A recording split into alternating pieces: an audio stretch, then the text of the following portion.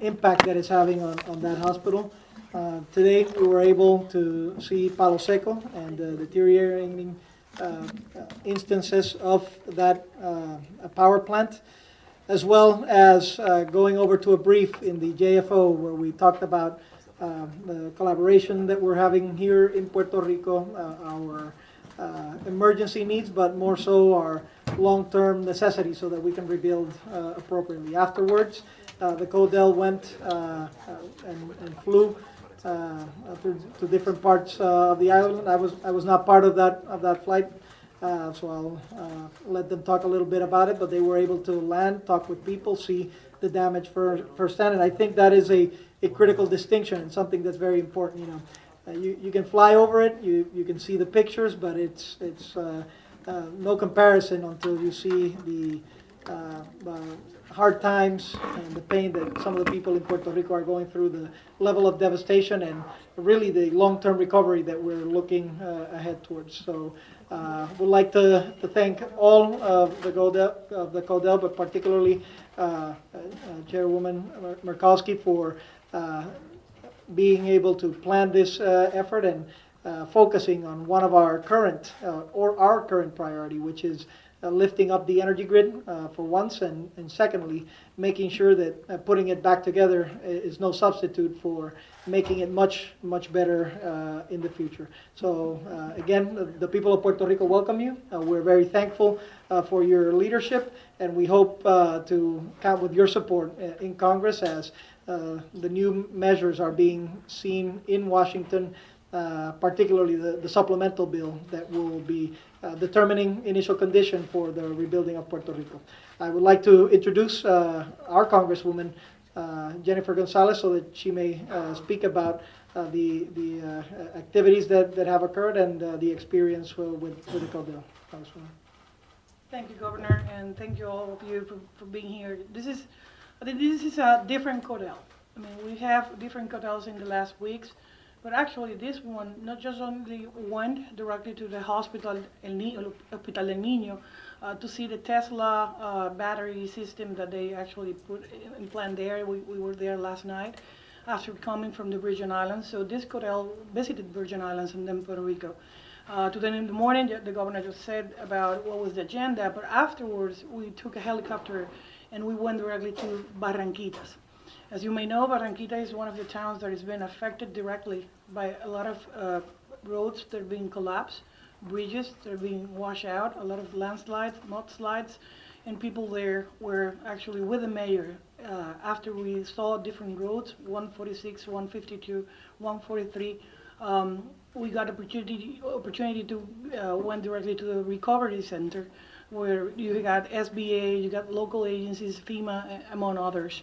After that, we got the opportunity to make a helo tour to different parts of the islands, from the north to the south, to the Guayanilla plant and to the Guayama plant. So we visit the plants in the south part of the island, and then the farm mills, wind farms and solar farms. And also, before that, in the morning, we went directly to the Palo Seco plant. You know, there is a lot of controversy regarding that. We went there, not only with people from PREPA and the CEO of PREPA, but also from the people from the Engineer Association of the island and the Senate President of Puerto Rico. This CODEL was an idea of Senator Lisa Murkowski coming from Alaska. She's not only the chair of the Energy and Natural Resources Committee in the Senate, but she's also got direct jurisdiction over the territories in Puerto Rico. So this is not the first time Senator Murkowski has been in the island. This is not the first time she's been involved with the issues regarding the island, but she's an ally of all Puerto Ricans. And I saw that directly this morning when we visited, and she was actually speaking directly to the people that suffered directly the hurricane, as all members did. Senator Murkowski is leading this CODEL with members from the Senate side, Senator Al Franken, Senator Kamala Harris from California, Senator Cassidy from Louisiana, Senator Carper from Delaware, And in the House side, of course, I'm happy because I have here the chairman of the Transportation and Infrastructure Committee, Bill Shuster, and he actually got during the past week a hearing. I think it was 2 hearings. One hearing regarding the infrastructure and having all territories and all states affected by hurricanes and disaster. Thank you, Chairman Shuster. And from the same committee, ranking member DeFazio was also there, taking a big step in supporting Puerto Rico. From the House side also, we got colleagues from Homeland Security Committees and Natural Resources Committee, Garrett Graves, thank you, from Louisiana. He know what happened in Katrina in Louisiana, and he's helping us here too. And I think, yeah, that's part of the delegation. Of course, Dr. Catlett from the HHS, people from the Department of Energy, they were helping us. And with that, before turning to Senator and Chairman of that committee, Murkowski, I want to say it in Spanish. Es bien importante que para nosotros tengamos la oportunidad de seguir recibiendo estas visitas. No es lo mismo verlo por televisión o escuchar un reporte o un informe que estar en el lugar donde pasan las cosas. Esta delegación fue iniciativa de la senadora Lisa Murkowski, que vino con una delegación del Senado, como ya mencioné, los miembros, no solamente de los distintos estados, sino también de la Cámara, del Comité de Transportación en la Cámara, con una delegación bipartita, republicanos y demócratas, para ayudar a Puerto Rico. ¿Por qué esto es importante? Tanto el Senado Federal como la Cámara de Representantes Federal están teniendo vistas públicas en distintos comités sobre los asuntos de Puerto Rico. Comité de Recursos Naturales, el Comité de Energía, asuntos de seguridad, el Comité de Infraestructura, lo que significa que Puerto Rico está en la agenda del Congreso. Algunas de las peticiones que tanto el gobernador como esta servidora hemos estado reclamando son cambios en el Stafford Act que permiten el que haya mayor diligencia y se pueda reconstruir mucha de la infraestructura en lugar de repararla como estaba antes del huracán. Por eso es tan importante estas visitas. Ellos han visto de primera mano los cambios que hay que hacer. No solamente hablando con el alcalde de Barranquitas, Paco López, o viendo a la gente directamente, sino también el resto de los componentes que el gobernador ha tenido la oportunidad de dirigir ese esfuerzo junto con las agencias estatales. Así que esta delegación cobra mayor importancia. La senadora Murkowski no solamente preside ese comité, estaban viendo todo el efecto de energía renovable que podemos tener en la isla. Cómo vamos a conectar nuestro grid eléctrico es vital para que volvamos a tener una normalidad. Cómo eso afecta a la industria farmacéutica, a los pequeños y medianos negocios, a que la gente pueda recobrar su vida diaria. Pero a la misma vez también cosas de las que no se habla, como por ejemplo la situación de nuestros vertederos, cómo se está manejando la basura o la remoción de escombros.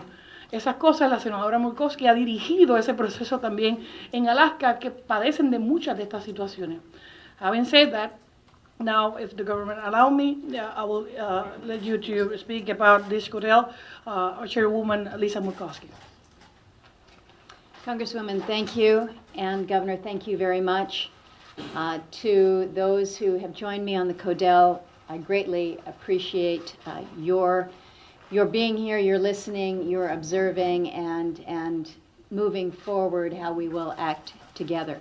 I want to thank those that are part of the agencies, whether it is those that are here with FEMA, with DOE, with the Army Corps, with Homeland, so many, the Guard units, so many are doing so much.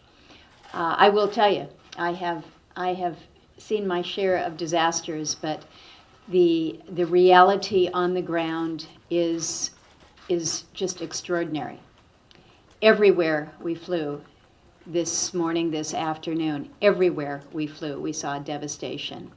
And our focus as the Energy Committee and looking at so much of what comes with a functioning power grid was focused on the energy assets on the island, and not only how we return power for the short term, but how we help Puerto Rico move forward with a more resilient energy grid, a more resilient system that can withstand hurricane. But I looked very carefully as we flew over the solar farm that we saw, and it looked like somebody had just come kicking and smashing through those panels. We flew over and around the wind turbines to see how those blades had just been snapped off and thrown into the area there. So I think we recognize when we are dealing with hurricanes, the strength and the magnitude and the force that we have, it may be impossible to completely secure and provide for that true resilience. But I think we have an obligation here to be working together to do better. And that is part of our effort here. It's easy to watch the news and look at what has been reported. We're going to be having a hearing in our Energy Committee next week to take up not only short-term, mid-term, but long-term going forward from the energy perspective. But what I will carry with me are some of the conversations that I had with the families there in Barranquita, the individuals that are literally shoveling up hunks of concrete into wheelbarrows from a little tienda that will likely never be open again. And you think about these families. So we're focused on energy and how we bring back power and resiliency and reliability to Puerto Rico. But the people that we have seen today, I think, have touched each and every one of us. We have a big job in front of us, and we in Congress have a responsibility to those who call Puerto Rico home, to those who call U.S. Virgin Islands home. We've got a big job to do, and we've got partners in doing this moving forward. So thank you to the members that have joined me, and for those who have allowed this incredible support on the ground to allow us to see this so we could be the messengers back in Washington. Senator, I want to now introduce the senior Democrat senator in this Goodell, former governor of Delaware, Tom Carper. Thank you very much. I want to again extend my thanks to the governor and to the members of his team for not just the warm welcome, but the extraordinary support that's been extended to us, as well as by. I must say I didn't know Jenniffer before. I'm mighty impressed with this lady here. What a dynamic duo we've got. I want to thank Senator Murkowski for bringing us along on what I think is an extremely important visit. 2,000 years ago, a young rabbi was asked by a bunch of Pharisees. They asked him a question. I was trying to put him on the spot and get him in trouble. And they asked him a question. The question was, what are the two most important commandments? And he told them what the first one was. And then he had a second. And he said the second is to love thy neighbor as thyself. To love thy neighbor as thyself. And the Pharisees asked him a question, well, who's our neighbor? And he told them the story about the Good Samaritan. And I would just say the people of Puerto Rico aren't just our neighbors. They're our fellow citizens. And we have a moral imperative to look out for them and to help them in their time of need. And an extraordinary recovery that may have started slowly, but certainly has picked up speed. I'm very proud of what is being done here by Americans to help their fellow Americans. We have about a half mile from where my wife and I live, a store called Home Depot. We have them all over America. You have them here too. And at Home Depot, they like to say, you can do it, we can help. And in this case, the folks who live here in Puerto Rico, you can do it, and we can help. We have an obligation to do that. I'll say one more thing. I was channeling, of all people, today, Albert Einstein. I don't know that Albert Einstein ever made it to Puerto Rico. I kind of doubt that he spoke any Spanish. If he did, he'd say buena suerte. But he did say these words. He said, in adversity lies opportunity. In adversity lies opportunity. And he also described insanity as doing the same thing over and over and over again and expecting a different result. Great adversity here, great opportunity, especially with regards to changing the way you create energy, transmit energy, and reducing pollution. Great opportunity here, and strengthen your economy and make you more competitive going forward. We have a pretty good idea, and the governor's kind of spelled out very well how to do that. And we, I think, in the Senate and the House, in our own government, need to do whatever we can to try to make that a reality.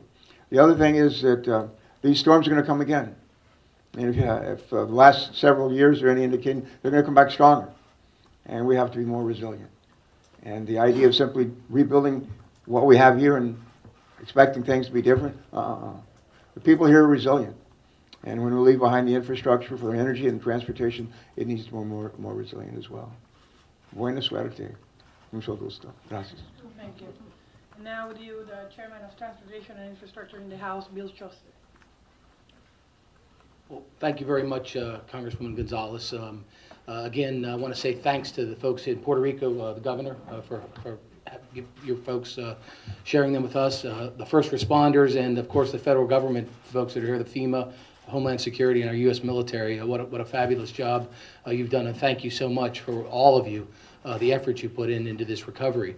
Again, as Congresswoman Gonzalez said, we had a hearing last week in the House of Representatives and the Transportation Committee about the affected areas of Texas, Florida, the Virgin Islands, and Puerto Rico, and she provided some very important testimony to the committee. And again, we're here from the House on her invitation, her insistence. She met with me 3 or 4 weeks ago, starting to get the ball rolling on what we need to do to help Puerto Rico.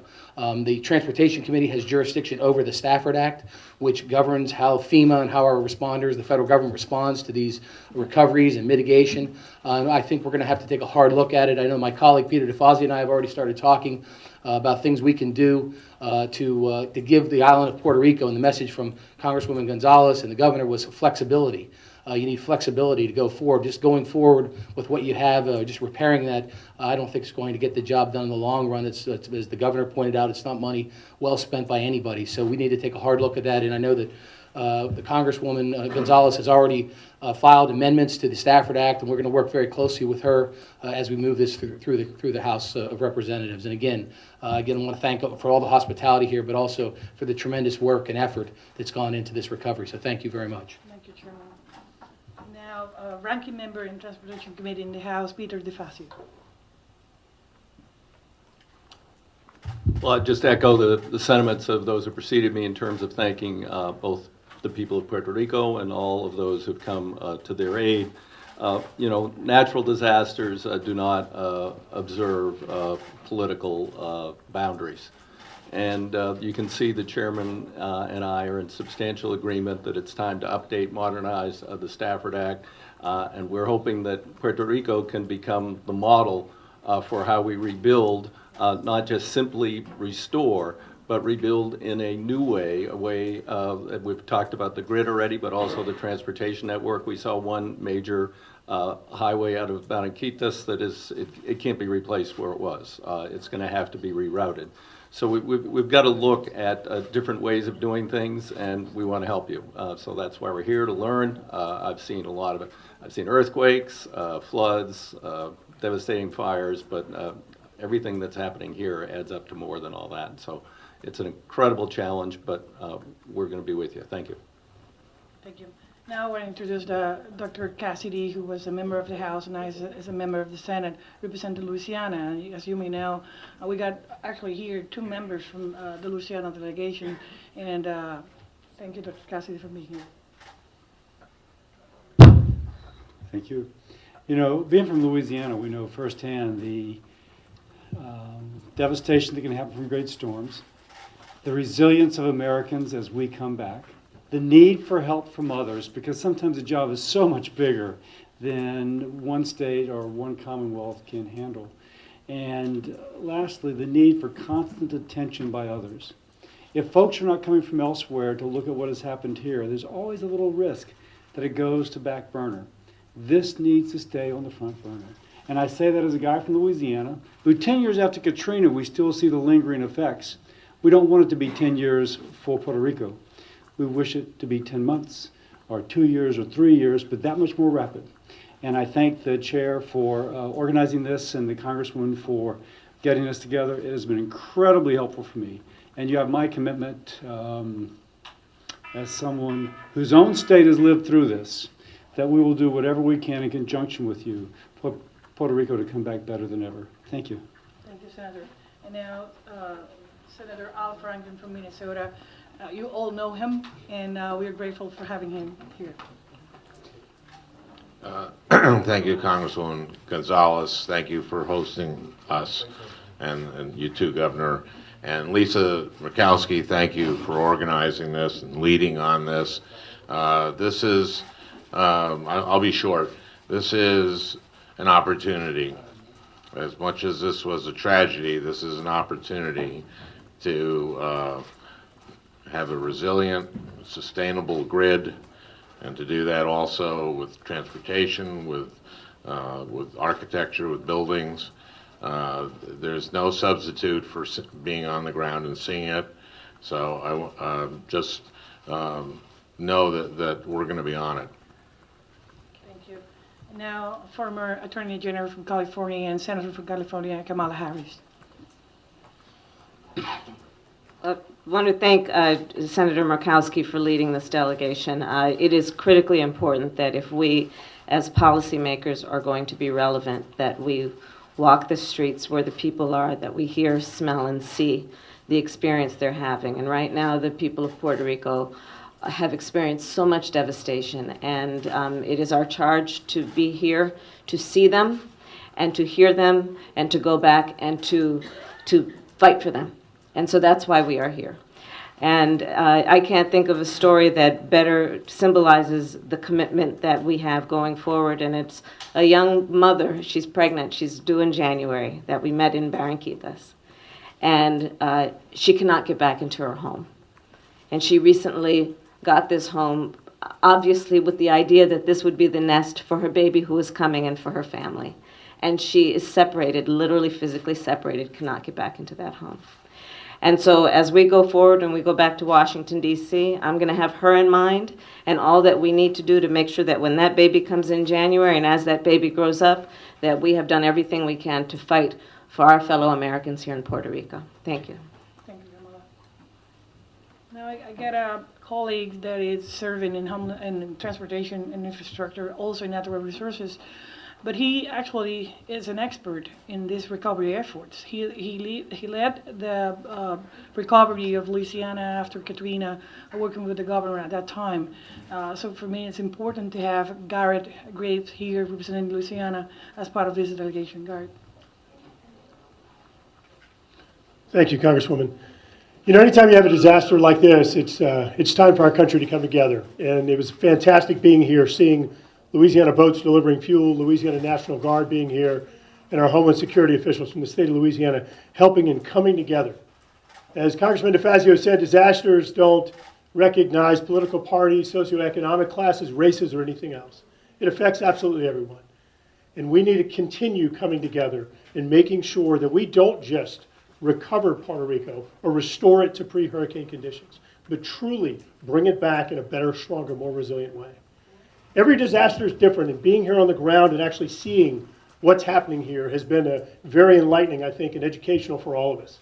Every disaster is the same, which means every recovery effort, every restoration effort needs to be tailored to that specific disaster. Being here and talking to the business owners, talking to the families, the impacted communities, has been very, very helpful. We understand what needs to be done in regard to the energy infrastructure, the road infrastructure, and helping to get people back in their homes and businesses restarted. And so that's what we're taking back to Washington and going to be working on. You now have 7 additional advocates and ambassadors for Puerto Rico. Congresswoman Gonzalez has been very passionate and energetic about her representation, and being here now, we understand it. We see the devastation, and thank you very much for your leadership and for all the advocacy that you've been doing for helping to put this together. Senator Murkowski, thank you. And Governor, you're exactly right. You can't understand this with just looking at TV and pictures, so thank you. Thank you. With that, we are open for questions. We'll take 2 questions because they have applied, but the governor will be here taking other questions. El vocero, el nuevo día.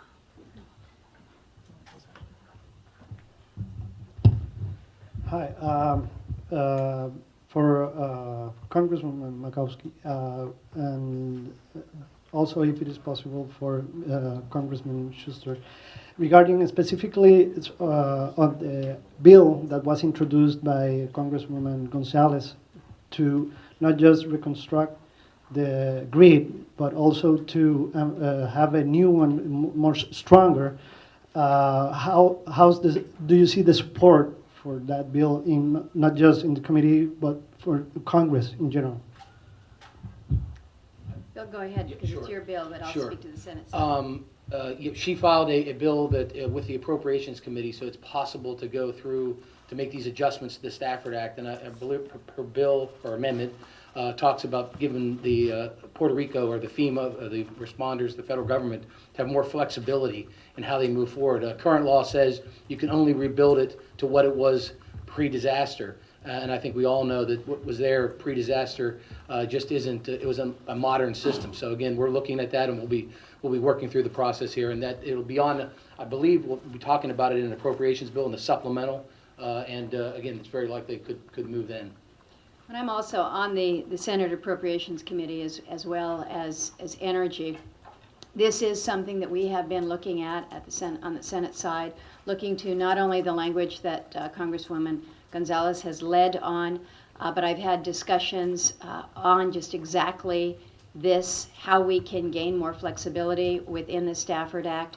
I've had conversations with the Secretary of Energy, the Director of OMB. I think there is a recognition that right now we tie the hands somewhat of our ability to not only recover, but do so in a way that makes sense.